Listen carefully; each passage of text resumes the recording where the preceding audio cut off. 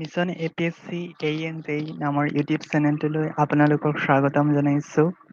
আজি আমি ডিসকাস কৰিব লৈছো বিভিন্ন টাইপৰ clay minerals. So there are several important clay minerals are there. First one is kaolinite, then elite, then montmorillonite. These three minerals are very important for APSS exams because they have some unique properties.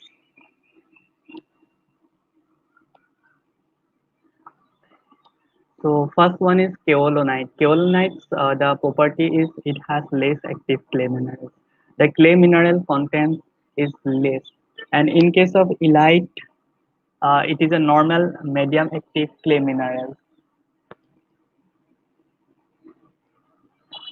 And in case of montmorillonite, it is highly active clay minerals, and these are found in black cottons and bentonite soil.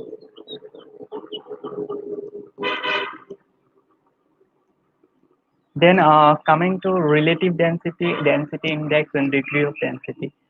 So the other terms which is associated with relative density, this is also known as density index. Sometimes in questions they are asking about density index, and that means it is alternative name of relative density, or sometimes it is asked in degree of density. Some numericals also asked based on these formulas. So first one, it shows the densifications or compactness of positionless soil. The relative density always shows the densifications and the compactions, how much the soil is compacted or how much the soil is densified. This is basically shows with the term relative density. So it is used for cohesionless soils. It is not used for minerals or clay soils. Okay. It is defined as the ratio of difference in void ratio of loosest state. If the void ratios are when the soil particles are loosely packed, then it is obviously the void ratio will be maximum, and that maximum void ratio is indicate as Emax. And the natural states void ratio, suppose if you measure void ratio in field, and if I get the value is E, and if the soil is in densest state, then the value of void ratio will be minimum. Okay, and relative density formula is nothing but E max minus E divided by E max minus E minimum into 100%. Okay, where E max is nothing but void ratio in the lowest conditions of the soil, and E minimum is void ratio in the densest condition of the soil, and E is the natural void condition. Okay, so some conditions are there. If E tends to E minimum, suppose in this equation, if E is tends to E minimum, that means if our natural condition is closest to densest condition, then what will happen? This E term will be E minimum, and then E max E minimum, and E max E minimum will cancel out, and we are getting ID or relative density as a 1. So sometimes in exam they are asking about if the density index or the relative density is 100%, then what will be the value of uh, what does it indicate? Then you can say that it indicates the soil is in densest condition. That means our natural condition is densest. That's why E is equal to E minimum, and the relative density becomes 100%.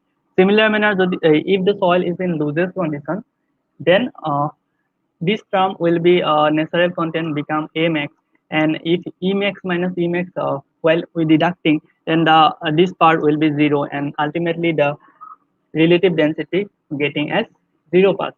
That means soil is in loosest condition. Sometimes they ask if the relative density is 0%, then what it indicates? Then the answer will be the soil is in loosest conditions. Okay, and sometimes the range is also asking, and that range is nothing but 0 to 100%, because the maximum value will be in densest condition. The maximum ID is 100%, and in the loosest condition ID is 0%. Generally the soil lies in between densest and loses condition.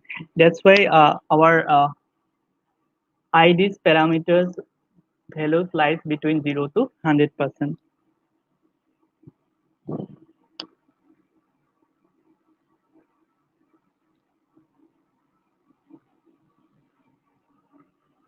Then Emax is maximum void ratio.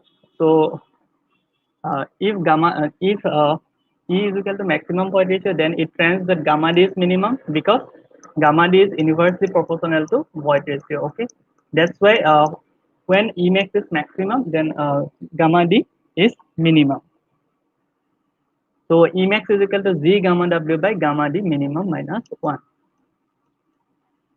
So E minimum, in case of minimum void ratio, E minimum is Z gamma W gamma D max minus 1. Next, another important term, relative compaction. It can be used for cohesive and cohesionless soils. Earlier, the term which is used for relative density or density index, it is only useful for cohesionless soil, that is in case of gravel or in case of sand. But in this particular term, that is RC, relative compaction, it is useful for cohesive soils as well as in the cohesionless soils. It is defined as the ratio of natural dye density of the soil to the maximum dye density of the soil. So relative compaction, if someone asks what is the formula of relative compaction, then we can say that it is basically the ratio between gamma D, that is natural dye density, with respect to gamma D max into 100%.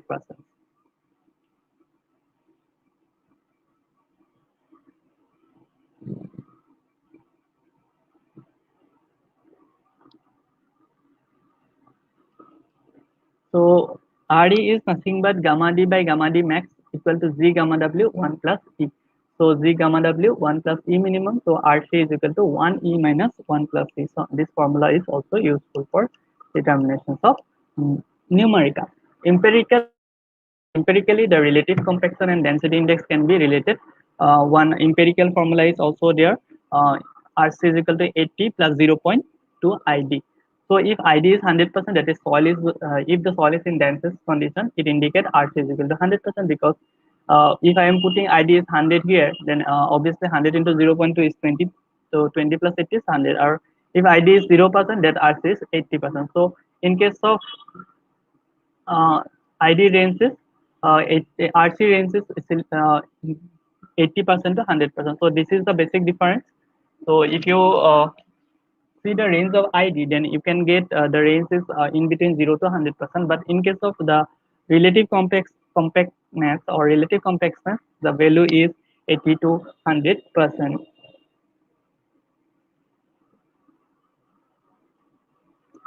Then coming to collapsibility. So collapsibility is a term which is associated with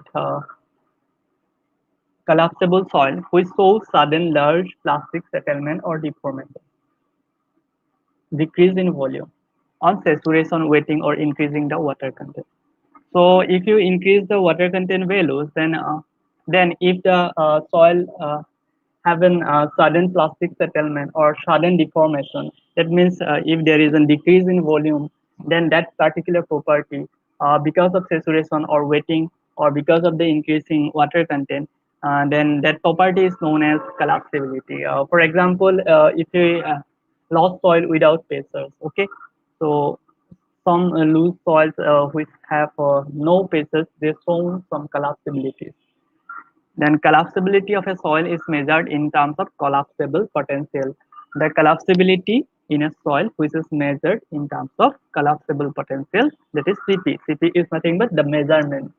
So collapsible potential is defined as the ratio of change in volume with respect to initial volume. So collapsibility is nothing but CP is nothing but del H, this is height, change of height with respect to original height is equal to change of volume with respect to total volume, and this can be related as, we can relate this del E, okay, divided by 1 plus E naught.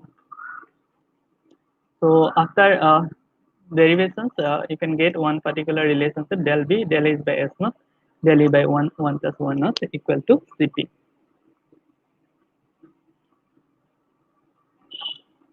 Next, we'll go for the next important classification system. These classifications are very important in case of MCQ exams, because in MCQ exams, basically our calculator is not allowed. That's why they are likely to ask this part in exam, so that without calculator we can solve easily this soil classification. Soil classification means it is we can determine depending on the particle size of the soil solids, whether it is fine grain soils or whether it is a coarse grain soils. So it is basic. Basic is the diameters, the particles diameters. What are the various diameters of particles are present in the soil? So based on this, we are analyzing the grain size analysis. Okay.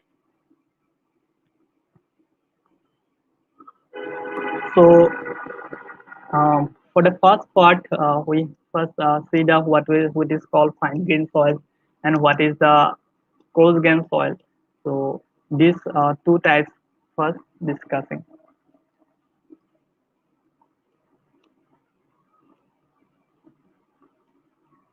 First is clay.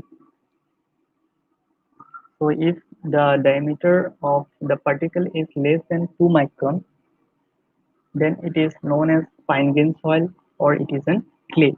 And if it is the diameter of the particles are in between 2 micron to 75 micron, then it is known as silt.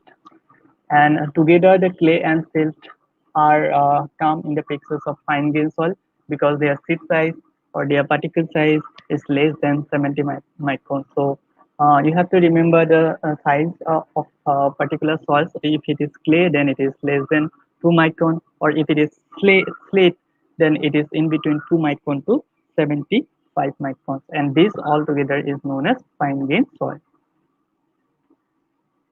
Next, in case of coarse grain soil, sand, if it is sand, then this micron is 75 microns to 4.75 range, 4.75 mm to 75 microns. If the particle size are in between 4.75 to 75 microns, then it is known as coarse grain soil. And in case of gravel, it is 4.7 mm to 80 mm.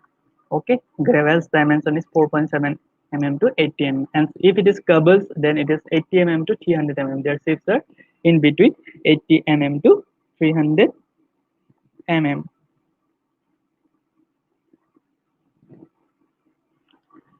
And boulders, for boulders, D is greater than 300 mm. Okay.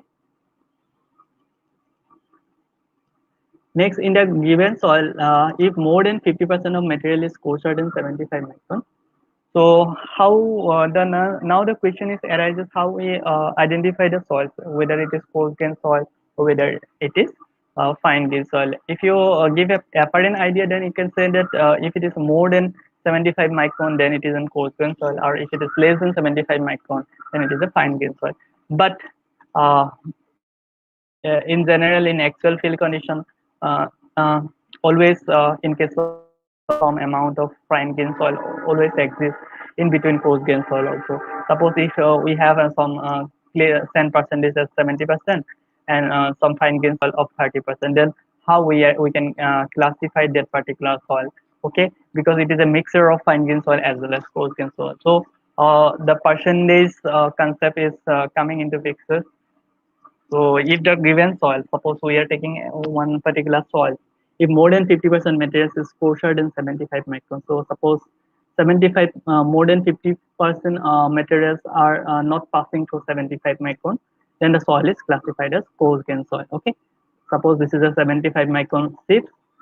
Suppose I'm taking 1000 kg. Okay, and I'm using some mechanical shakers or physical shakers and putting that 1000 kg here, and this sheet size is suppose 75 micron, and if I'm founding that 60% are retained in the sheet and 40% are passing through the same, then obviously the because it is greater than 50% retaining size, obviously the most of the particles is greater than the 75 microns. And if Most of the particles are greater than 75 micron. That means it is indicating as uh, this one 75 is greater than it indicates as coarse grain soil. So basically we are seeing the percentage. If it is more than 50%, then it is coarse grain soil. But if the opposite cases happen, suppose 60% are passing and 40% are reaching, then क्या But if more than 50% materials is finer than 75 micron, then the soil is classified as fine grain soil. Okay, so this particular same thing here also describe. Suppose we are taking 10 kg soils. If 7 kg are greater than 750 micron, 3 kg is less than 70 micron, then it is a gravel. Okay. So if more than 3.5 kg soil coarser than 4.75, then it is a gravel. Or if more than 3% soil is finer than 4.75, then it is classified as sand. Okay. So now some of importance distributions are there. That is particle size distribution. Here, sieve analysis is used for cross grain analysis. Then sedimentations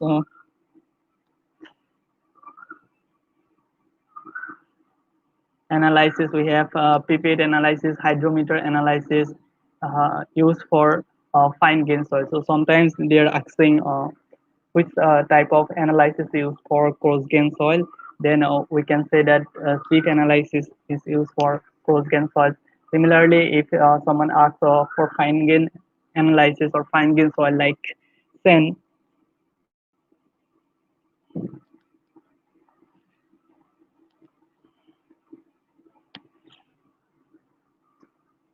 we have pipette analysis, and also we have the hydrometer analysis. So in case of sieve analysis, we have used for coarse grain soil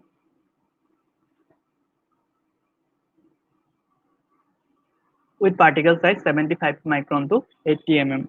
So if the particle size is more than 75 to 80 microns, then we can say that we are using the sieves analysis. And there are two types of sieve analysis. First one is coarse sieving, another is fine sieving. So in case of coarse sieving, we have 4.75 mm to 80 mm and used for gravel. And in case of sand, we have an 75 micron to 4.75 mm sieve size, and it is used for sand. Next, we'll go for the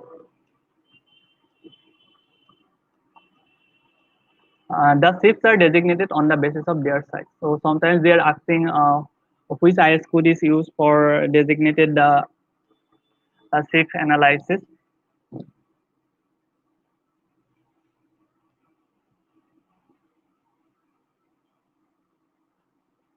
So these are this IS code name is known as IS 460 1962. Sometimes they are asked about IS 450 460 960 code, like which sieve is used for which sieve is used for sieve analysis, or which IS code is followed for sieve analysis, then it is IS 460 to 1962. So the method is suppose if you are doing coarse sieving, then what we do, we have 80 mm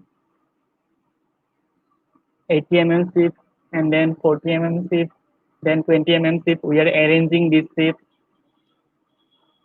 with an increasing order. Suppose this sieve is 80 mm, then 40 mm, then 20 mm, then 10 mm. Then we are putting this. We are putting some kind of soils here, and then by means of mechanical shaker, we are try to passing the soil samples. After try to after the passing the soil samples, now we are seeing how much is retained there, how much passing there, how much retained, how much passing, and then we are making some particle distribution graph. So here some procedure is written. Oven dried soil sample is places over the topmost step. So when we are taking the samples, we are usually taking the oven dried sample. because oven-dry samples are in the undisturbed soil sample or undisturbed space. Oven-dried soil sample is placed over the topmost sieve and sieving is done for at least 10 minutes. So it is the sieving procedure is done for at least 10 minutes so that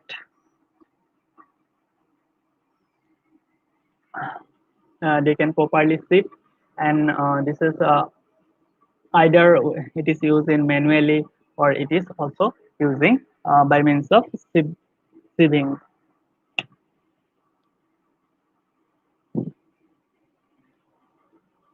So, in the next part, we will discuss about the coarse sieving in details, how these calculations are done in case of coarse sieving or fine sieving, and then we'll go for fine sieving calculations.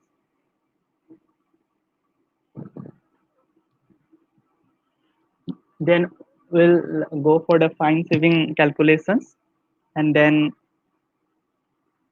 in the next part, we'll discuss what is the particle size distribution curve, what is the sieving analysis.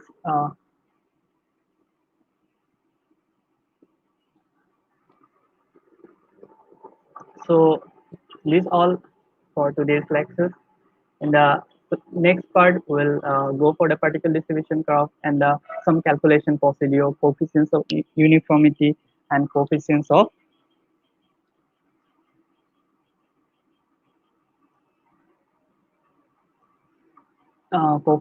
uniformity as well as the coefficients of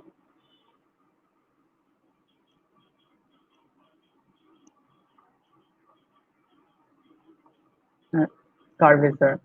So these all are about this today's lectures. So thank you for watching. Thank you once again.